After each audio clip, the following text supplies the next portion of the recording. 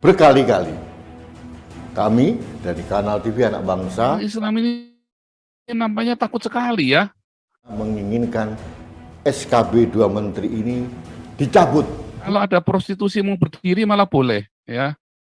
Kalau gereja mau berdiri nggak boleh. Indonesia memang negara prostitusi kali ya. Assalamualaikum warahmatullahi wabarakatuh. Berjumpa lagi di channel kita Edi Prayetno. Masih dalam kajian lintas iman, kajian lintas agama. Kali ini saya akan menyoroti peristiwa di Ponorogo, gonjang-ganjing masalah pelarangan pembangunan gereja Betani di Jalan Tamrin, Kelurahan Bangunsari, Kecamatan Ponorogo, Jawa Timur. Gonjang-ganjing ini rame dan disambar oleh orang-orang yang seakan-akan dia menamakan dirinya pembela anak bangsa, seakan-akan umat muslim berbuat sewenang-wenang. Demikian juga channel-channel non-muslim ini langsung digoreng habis-habisan, seakan-akan kita umat muslim intoleran. Dan sering tuduhan-tuduhan semacam ini mereka jadikan alat untuk propaganda bahwa umat Islam di Indonesia umat yang sangat tidak toleransi terhadap agama lain, dan ini mereka sebarkan di luar negeri, bahkan di beberapa wilayah di luar sana untuk mendiskreditkan Indonesia.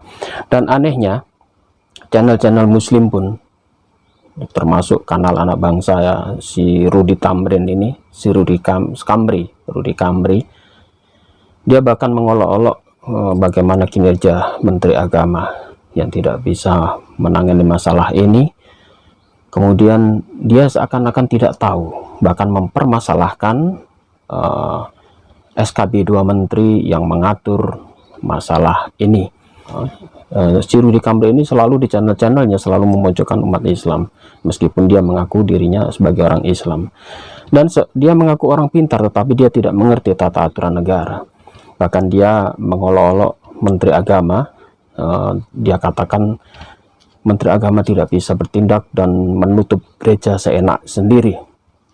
Saudara Rudy Kamri ini, Anda mungkin harus membuka lagi peraturan perundang-undangan yang berlaku di Indonesia, di mana kalau ada peraturan yang belum diganti atau direvisi, maka pejabat yang baru pun itu harus tunduk pada peraturan yang sudah diputuskan yang lalu, kecuali peraturan itu sudah diganti atau direvisi. Seperti biasa, berita-berita semacam ini langsung disambar oleh orang-orang yang anti-Islam, langsung menjelek-jelekan, terutama si Paul Zhang yang di luar negeri sana. Sampai hari ini Paul Zhang sampai hari ini belum bisa ditangkap, hanya buronan Interpol. Tetapi ya, kita berdoa saja semoga dia secepatnya bisa diamankan. Karena apa? Karena sampai detik ini dia masih online di sana. Dan saya yakin kita punya alat-alat yang sangat canggih. Bahkan di Jerman sana kalau kita mau kerjasama, pasti dia punya alat canggih untuk mendeteksi keberadaan seseorang. Apalagi dia langsung online lewat internet, dan itu tidak sulit untuk mendeteksi lokasi di mana dia berada. Dan buktinya apa? Sampai sekarang Paul Zhang pun masih belum bisa ditangkap. Dan anehnya, teriak-teriaknya Paul Zhang untuk mendiskreditkan Islam ini juga diambil alih, bahkan disambar oleh channel-channel muslim yang mengatasnamakan orang yang paling membela tanah air Indonesia, mengatasnamakan kanal anak bangsa, kanalnya orang Indonesia, tetapi dia juga ikut-ikutan pro dengan apa yang disuarakan oleh Paul Zhang. Apakah mereka janjian atau kompak? Semoga tuduhan saya salah ya, tapi kalau tuduhan saya benar ya, kita sangat prihatin sekali bahwa ternyata apa yang dipropagandakan oleh Paul Zhang di sana ditangkap orang kita juga di negeri kita sendiri. Lalu saya ingatkan pada saudara-saudara sekalian, pemerintah Indonesia dalam hal ini Menteri Agama dan juga Menteri Dalam Negeri sudah menetapkan SKB 2 Menteri untuk mengatur masalah ini. Ingat saudara ya, kebebasan beragama di Indonesia tetap prioritas negara, bahwa seluruh umat atau seluruh rakyat Indonesia bebas memeluk agama dan menjalankan agamanya masing-masing. Tetapi untuk mendirikan tempat ibadah itu perlu diatur.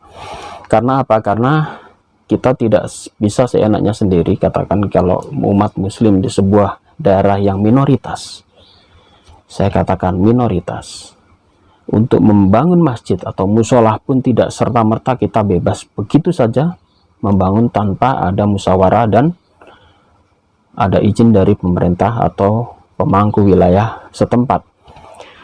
Demikian juga orang-orang Kristen yang menempati daerah yang mayoritas muslim.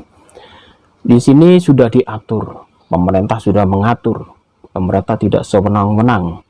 Aturannya sudah ada dan aturan itu jelas tertulis, masih berlaku sampai hari ini. Semuanya tunduk dalam aturan. Umat muslim yang minoritas di tempat mayoritas juga tunduk aturan.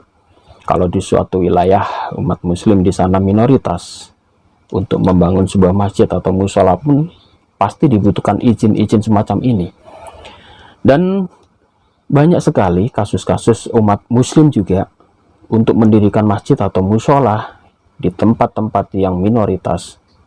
Kita juga tidak bisa serta-merta membangun dengan seenaknya sendiri di tengah-tengah kaum mayoritas yang bukan muslim. Demikian juga harusnya sebaliknya juga terjadi di kalangan umat Kristen yang juga bertempat tinggal di mayoritas muslim. Hubungan ini diatur oleh negara supaya tidak ada permasalahan, karena permasalahan ini sudah sering muncul di Indonesia. Dan peraturan ini sudah ditetapkan, maka seluruh penduduk Indonesia, seluruh masyarakat Indonesia harus taat aturan. Jadi kalau Rudy Kamri di sana teriak-teriak seakan-akan menjadi pahlawan kesiangan, Anda harus belajar lagi tentang masalah ini. Saudara-saudaraku sekalian, apa yang terjadi di Ponorogo ini adalah sebuah kasus yang sering terjadi, di mana kasus di Ponorogo ini juga sering terjadi di luar sana. Sebuah rumah tiba-tiba ditempati atau dipergunakan untuk tempat ibadah, mendatangkan banyak orang datang ke sana tanpa ada izin lingkungan, tanpa ada izin ini rumah ibadah atau rumah biasa atau ini gereja. Kemudian mereka mengadakan suatu kebaktian rame-rame mendatangkan masyarakat, dan notabene yang datang bukan masyarakat setempat tetapi masyarakat yang datang dari luar.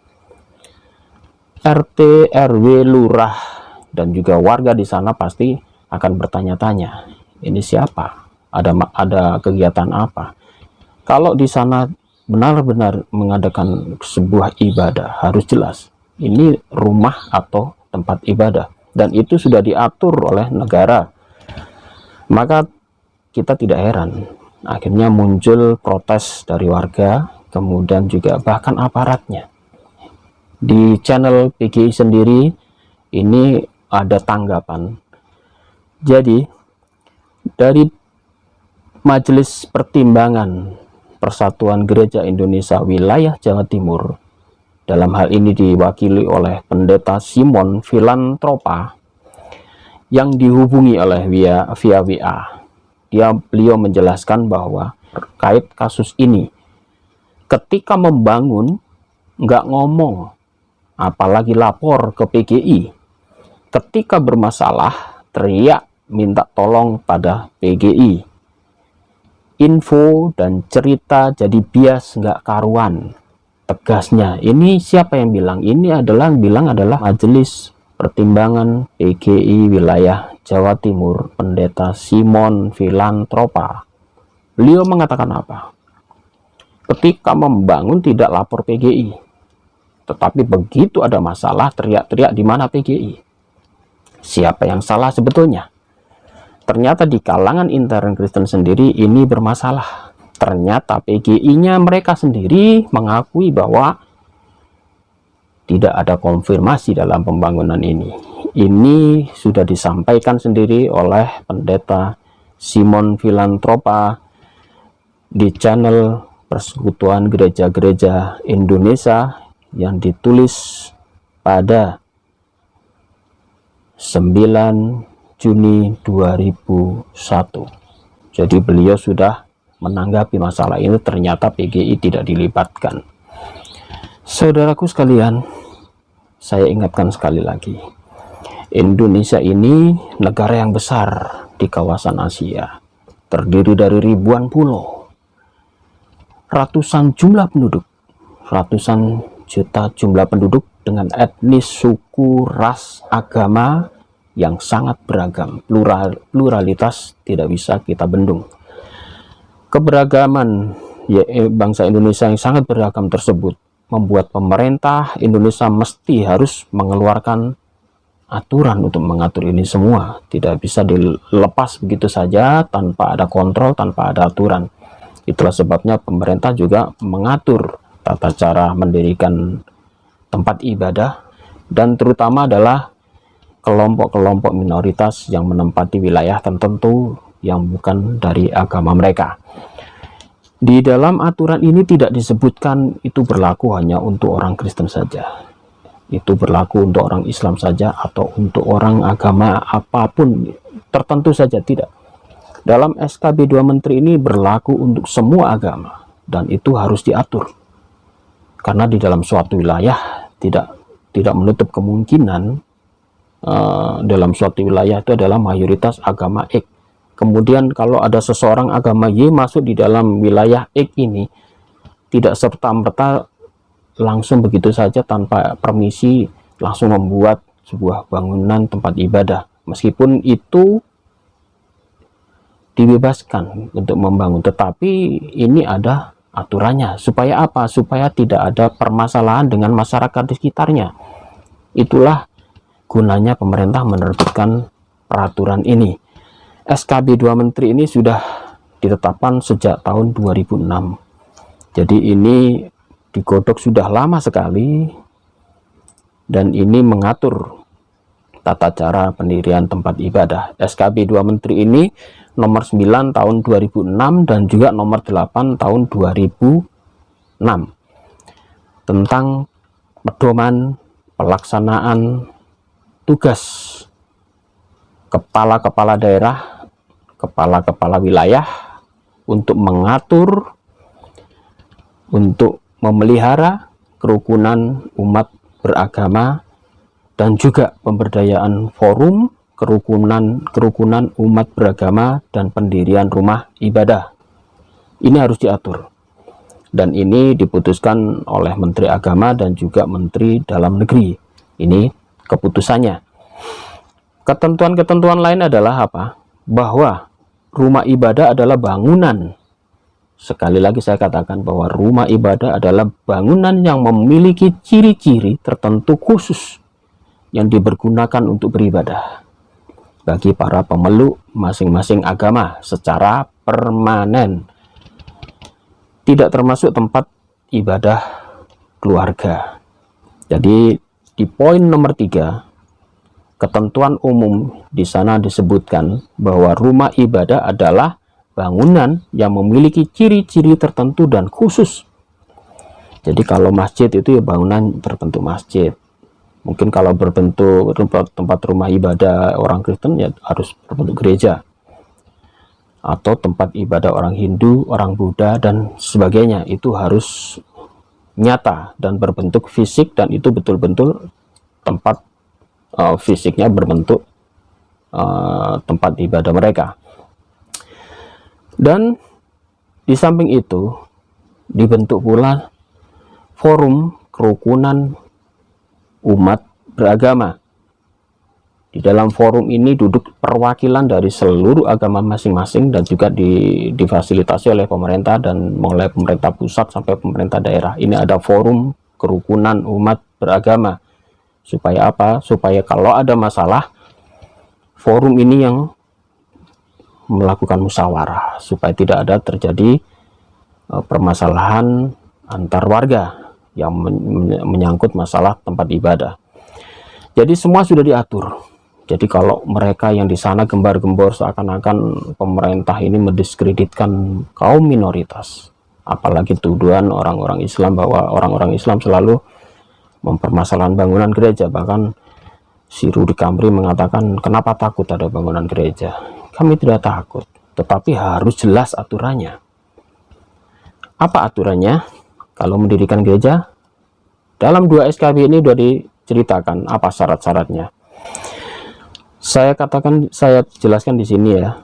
Salah satu syarat untuk mendirikan tempat ibadah adalah di dalam pasal 14 poin 2, di sana dikatakan pendirian rumah ibadah harus memenuhi persyaratan administrasi dan persyaratan teknis bangunan gedung. Tadi sudah saya sebutkan. Kemudian poin 2-nya, selain memenuhi persyaratan sebagaimana dimaksud ayat 1 di atas, pendirian rumah ibadah harus memenuhi syarat persyaratan khusus yang meliputi 1. Harus ada jemaahnya, dikuatkan dengan daftar nama dan kartu tanda penduduk, paling sedikit 90 orang dalam wilayah itu, kemudian disahkan oleh pejabat. Kemudian dukungan masyarakat paling sedikit 60 orang dan disahkan oleh lurah atau kepala daerah setempat. Di dalam pemenuhan 90 jemaat ini, atau yang mereka yang melakukan peribadatan, yang mau melakukan ibadah dalam suatu agama tertentu ini ya, itu syaratnya jumlahnya mereka dalam wilayah itu adalah harus 90 orang atau 90 yang disahkan menurut kartu tanda penduduk. 90 ini tidak harus tingkat RT. Kalau tingkat RT 90 tidak ada, gabung semua RT. Tingkat RW, dalam satu RW kalau tidak mencukupi 90, gabung lagi satu kelurahan. Kalau dalam satu kelurahan tidak mencukupi 90 orang, gabung kelurahan semua, satu kecamatan 90 orang. Kalau dalam satu kecamatan itu ada 90, silakan mendirikan gereja di sana tingkat kecamatan atau tingkat lurah atau tingkat RW atau tingkat RT. Kalau dalam satu RT mungkin penganutnya ada 90 orang, sudah memenuhi syarat.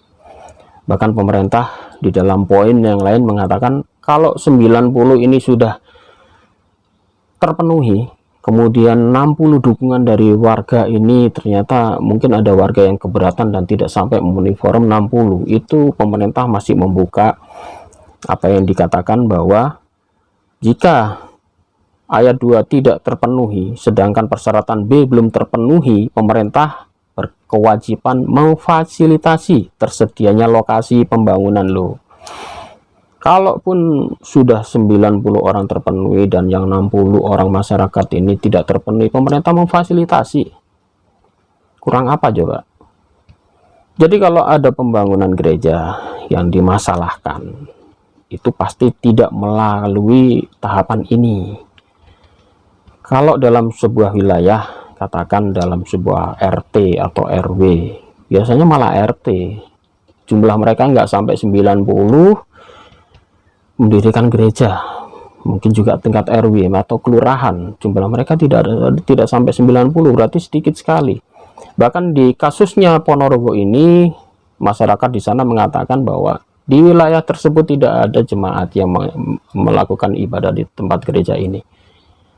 Tetapi gereja ini mendatangkan orang-orang dari luar. Sementara izin belum ada, persetujuan dari warga belum ada. Kesalahan prosedur dilanggar.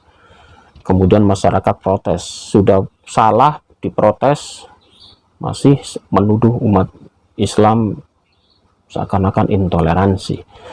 Dan ini selalu digoreng oleh orang-orang yang tidak suka dengan Islam. Bahkan orang-orang Islam sendiri yang sering mengatasnamakan orang yang paling toleransi juga ikut-ikutan menyerang Islam. Tadi sudah saya katakan juga jumlah Anda 90, silakan bangun gereja. Kalau dalam satu kelurahan tidak ada, satu kecamatan. Kalau satu kecamatan tidak ada, satu kabupaten atau kota madya. Kalau satu kota madya tidak ada, satu Jawa Timur atau satu wilayah provinsi. Pastilah bisa banyak gereja berdiri. Kalau prosedur ini sudah dilakukan, prosedur ini juga tidak berlaku hanya untuk orang Kristen saja, tetapi juga berlaku orang Islam.